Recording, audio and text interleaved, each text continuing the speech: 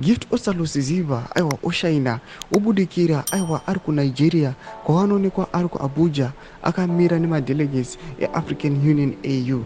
Tinasi kuona kuti Nelson Chamisa aid ari kuzama nepanogona napo kuti aise change munyika yeZimbabwe. Zvatiri kuona kuti aiwa people must be grateful, vanofanira kumutenda noda kwekuti yes people vanokwanisa kusvora vachiti aiwa mukomana Nelson Chamisa hapana zvaari kuita, but vakomana ava kubackground they are pushing, they are trying their own ways kuti vaise change munyika yeZimbabwe. Kusana masvika mudanyo pana muri subscribe or like on the bell icon and post that picture muri kuona iyo aiwa ane idea a delegate obudanyora achiti honored to be alongside ambassador Erastus Mwencha, renowned pan-Africanist and former deputy chairperson of the African Union Commission.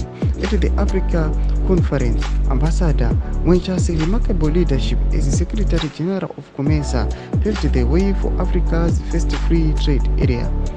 A friend of Zimbabwe, looking forward to exchanging ideas with fellow Africans on our continent, the present and future prospects. Africa shall rise. Domashwa tukonot aiwa advocate gift Ostallos Siziba vari kutry by his own means kuti aiwa vaise change munyika yeZimbabwe. Tiona vachiita high level meetings esi avari kuita ava kuzama kuti nyika yeZimbabwe aiwa chizvarwa chenyika yeZimbabwe chikwanise kuwana rusununguko, chikwanise kuwana freedom yekuexpressa their own selves, freedom yekuti vakomana ava vakwanise kuwana employment, vakwanise kushanda, vakwanise kuwana maresources, vakwanise kuona kuti nyika yavo inobudirira semabudiro ari kuita dzimwe nyika. Tudze mafungiro enyu muri kudii pamusoro aiwa pamashoko awa anobuda takona Ostallos Siziba.